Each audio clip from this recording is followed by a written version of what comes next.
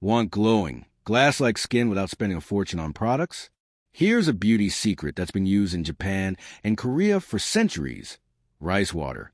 Yes, the cloudy water you usually throw away after rinsing your rice? That stuff is skincare gold. It's packed with vitamins, amino acids, and antioxidants that brighten dull skin, tighten pores, smoothen texture, and even calm inflammation. It's gentle, natural, and insanely effective. Some even say it helps slow down signs of aging. Here's what you do. Take half a cup of uncooked rice and rinse it once to remove impurities. Then, add fresh water and soak it for about 30 minutes. Swirl around and strain the water into a jar. That's your magic toner. Keep it in the fridge and use it within a week. Now, every night. Just apply it to your clean face using a cotton pad, or spritz it on with a spray bottle.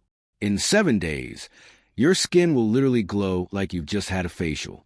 And hey, here's the bonus. Rice water isn't just good for your skin. You can also use it on your hair to make it smooth, shiny, and strong.